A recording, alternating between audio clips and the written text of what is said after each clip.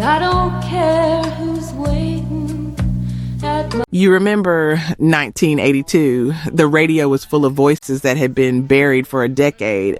A man with braids and a burnt guitar was about to hit #1 for 2 straight months. I got the Goldmine, I got the chef. Come here, guitar. Another was climbing out of a basement in Chicago, his deep voice cutting through synthesizers that had killed everything he'd built. A third, a woman filing papers at a desk, was about to trade her typewriter for a Grammy. These were not new stars. These were old fighters who refused to leave the stage when the industry told them to go home.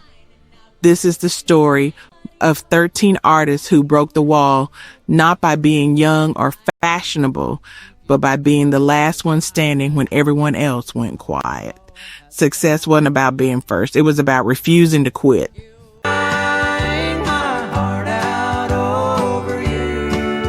To love you on a slow hand. You want a battle-hardened memory. He said it's I've ever known. oh, play me some mountain music.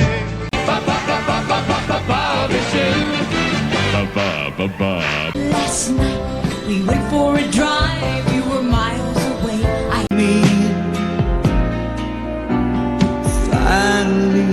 David Frizzell. Oh, yeah.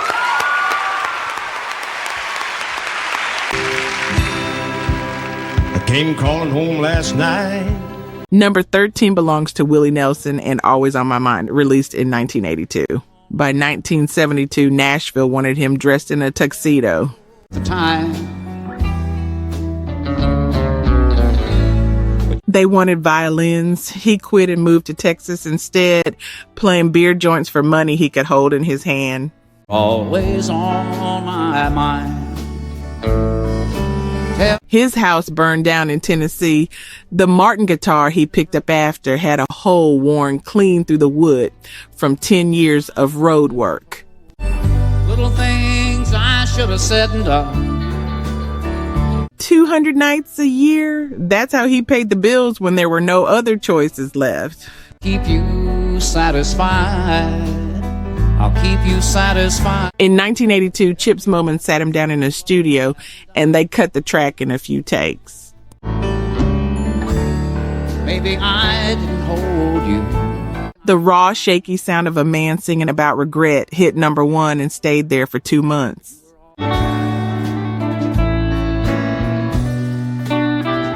$4 million copies moved, 3 Grammy trophies. The old man with the braids outsold every young voice that had ignored him. Even now, 40 years later, millions listen each month because Polish never beats truth.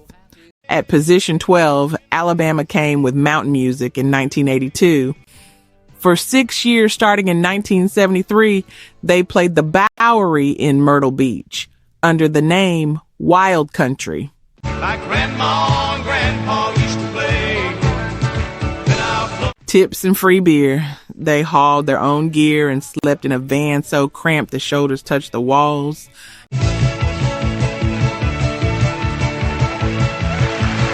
Nashville said a self-contained band couldn't make it. In 1977, they borrowed $4,000 and cut their own records. On down the river to Cajun. 300 dates a year, dives and festivals, peanuts. By 1980, RCA couldn't ignore the noise anymore. On tall hickory, bending over skin and The fan base was too loud. They signed the band, and in 1982, Alabama walked into the studio with a sound that mixed rock guitars and bluegrass fiddles.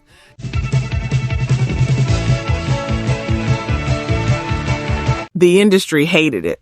The album stayed on the charts for 98 weeks. 3 million copies sold. skin and cats playing baseball. They went from splitting gas money to hauling in millions, proving the old rule wrong. A band with dirt under their fingernails could own the radio. Position 11 is the Oak Ridge Boys with Bobbie Sue, released in January 1982. From 1973 to 1976, their bank accounts hit zero. I take her riding on a Friday night. They left the gospel circuit for country music, and Nashville slammed every door. The label said they looked like long-haired hippies. I take her riding on a Friday night. Richard Sturban walked away from a high-paying Elvis tour to join them for half the money. I want to marry you. He gambled everything on a band with no secular hits. In 1982, they took a simple 3-chord track to MCA.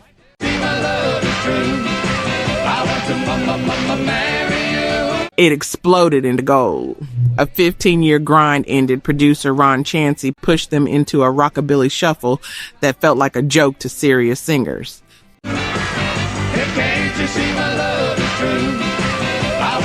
But the gamble worked. #1 on the country charts, top 20 on Billboard.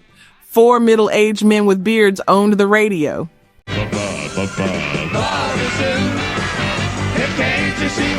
After decades of being treated like a novelty, the 1982 single turned them into a touring machine that grossed millions. The punchline became the headline. At number 10, Sylvia arrived with Nobody in 1982. She spent years as a receptionist at Tom T.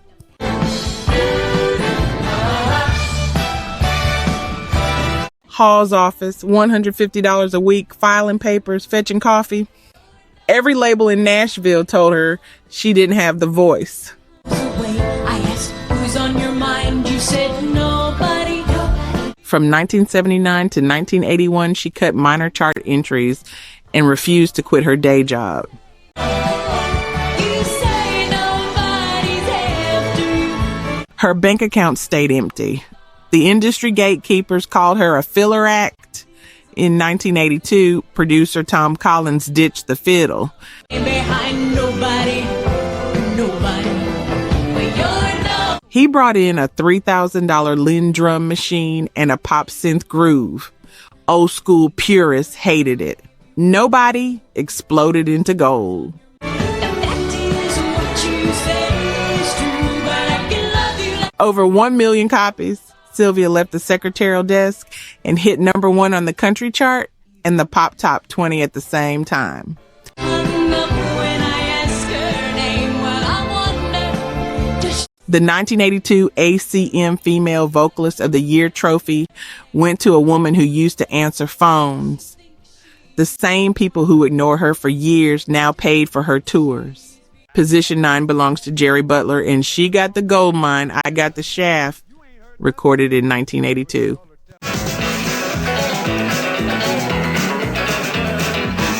The Iceman walked into that year without a top 40 hit in 12 years.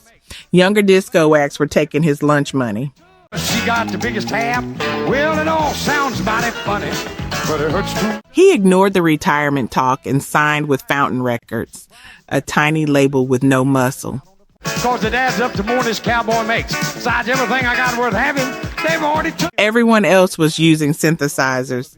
He bet his reputation on a country fried soul sound. The session at Universal Recording in Chicago clicked.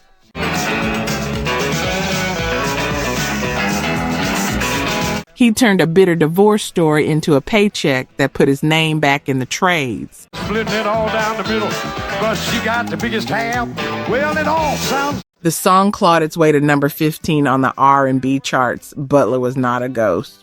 It every month when I send her the child support. And it wasn't very long till the lust. He outlasted the flashy bands that didn't have his vocal mileage. That smooth, heavy baritone still echoes today. Working 2 shifts eating bologna. Asking myself, boy, why didn't you learn to cook? Modern singers chase it. Every time a soul singer prioritizes a story over a high note, Butler's DNA is there, keeping the audience from walking out. At number 8, Ricky Skaggs claimed Crying My Heart Out Over You on May 22nd, 1982.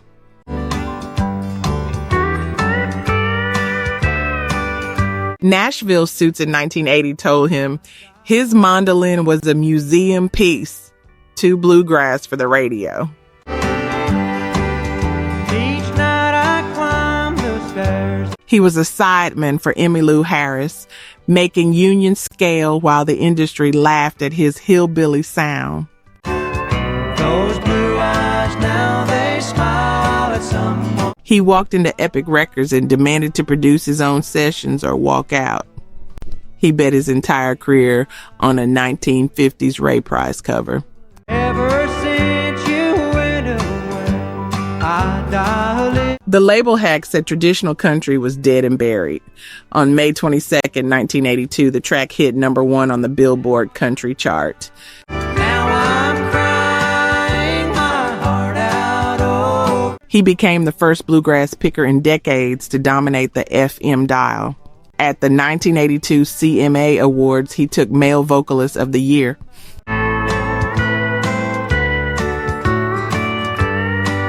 From flat broke to the man who killed the urban cowboy era, he didn't change his tune. He just waited for the rest of the world to get smart enough to listen. Position 7 brings Conway, Twitty, and Slow Hand, which hit #1 on June 19th, 1982. I got time. You got a man. In 1965, he walked away from a $50,000 a year rock and roll paycheck. He was sick of the grease and the gimmicks. You want somebody who will spend some time with you, baby. Zero income. Nashville slammed every door because he was a pop trader. He spent years driving a beat-up station wagon across back roads for $100 a night. Not come and go in a heated rush, baby. Sticky floors, thin crowds. He refused to crawl back to the pop charts even when his pockets were empty. Love you on a slow hand. You want to love. In 1982, he grabbed a sultry R&B track by the Pointer Sisters and dragged it into Nashville studios.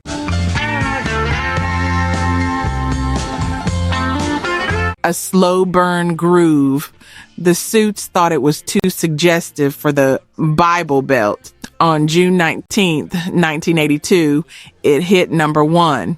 Already heard what your body's saying tonight. The old man traded his high-pitched rock screams for a deep growl that made every woman in the audience feel like he was whispering directly in her ear.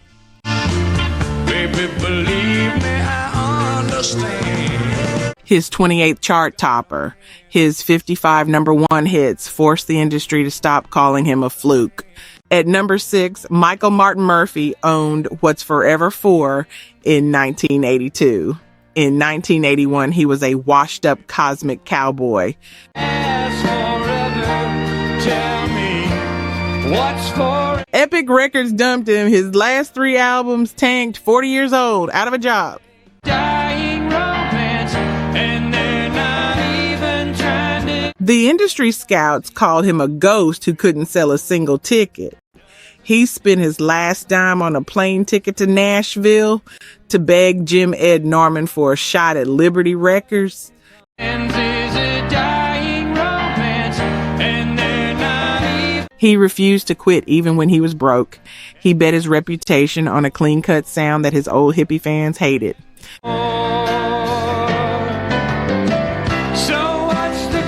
In 1982, he walked into a studio with a song written by Rafe Van Hoy and cut What's Forever For in a single session.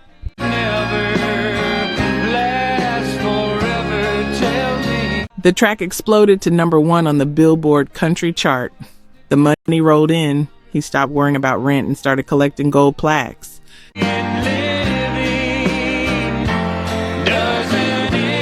The biggest crossover star of the year.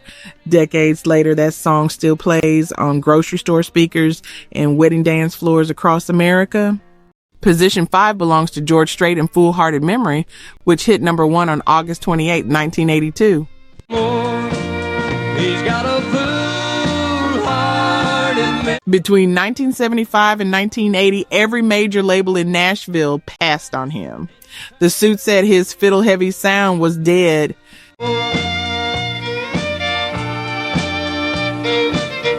He hauled cattle by day and drove a beat-up van to $7 a head dance halls at night. It won't let him see that she walked out the A 400-acre family ranch, then the road. He refused to trade his cowboy hat for pop glitter outfits. mind what they say. He feels that you In 1981, MCA gave him a one-song trial contract. He cut Unwound with feverish desperation. The label had to sign him for a full album or lose the only guy filling Texas bars. here every night so it can fool him more. He's got a On August 28, 1982, Full-Hearted Memory hit number 1. The Hat Act wasn't a fluke. full-hearted memory. He sits patient. The same executives who rejected him scrambled to find any singer with a belt buckle. This single cemented a run of 60 number 1 hits. Full-hearted memory. It won't let him. A guy who almost quit music to sell tractors became a king who sells out stadiums. At number 4, Juice Newton brought The Sweetest Thing I've Ever Known in 1982. Throughout the 1970s, she bounced between 4 different record labels.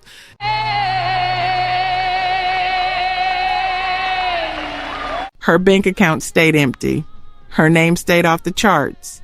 She played smoky dives and hole-in-the-wall clubs across the country.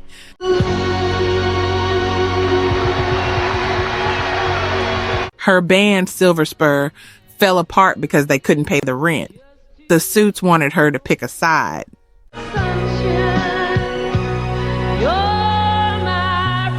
Two pop for Nashville, two country for LA. In 1981, she ignored them and mixed country with pop on the Juice album. And I have never. Over 1 million units moved. Capitol Records re-released the track in 1982 after a decade of rejection.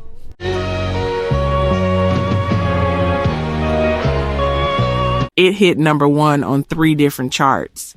The song stayed on the Billboard Hot 100 for 22 weeks. I've ever known. The singer who refused to quit was still standing long after the critics who called her a no-hit act had moved on. The wall broke. Position 3 is Roseanne Cash with Blue Moon with Heartache, released in 1982. In the late 70s, she was trapped in West Germany recording pop fluff for Areola Records. What did I say? Nashville wouldn't give her a look. The plastic sound made her want to quit entirely and stay in London. Go away today. Maybe I'll just She moved to Los Angeles in 1979 with no guarantee of a hit. She fought her own husband and producer, Rodney Crowell, to keep the sound lean and mean.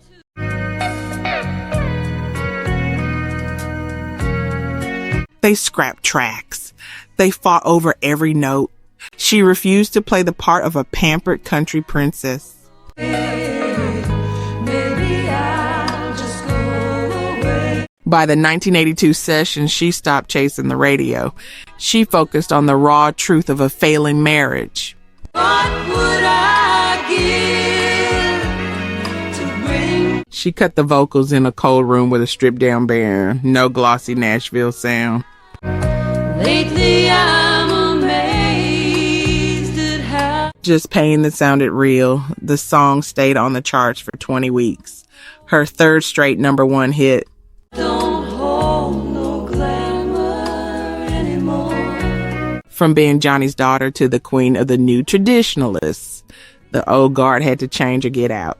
At number 2, T.G. Shepherd claimed Finally, which hit number 1 in winter 1982. Bill Browder spent the late 60s recording under the name Brian Hyland with zero luck. It happened oh so easily. Pushing 30, a ghost in the Nashville phone book while his peers bought Cadillacs. In 1974, he worked as a promotion man for RCA, hustling other people's records to radio stations while his own career sat in a dumpster.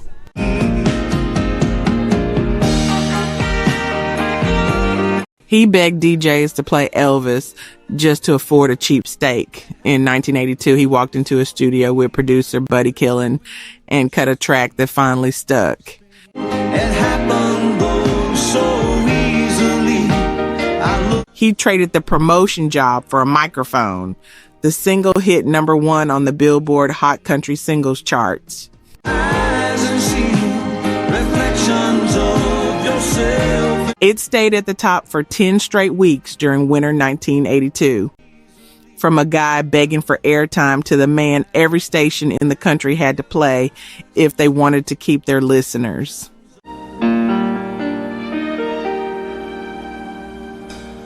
His 10th #1 hit.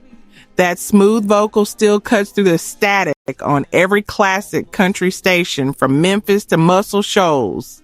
Position 1 belongs to David Frizzell and I'm Gonna Hire a Wino to Decorate Our Home, released in 1982. Neon sign will point the way to a bathroom down the hall. He spent 20 years playing smoke-filled bars for pocket change. Nashville ignored him because they thought he was just a cheap shadow of his brother Lefty.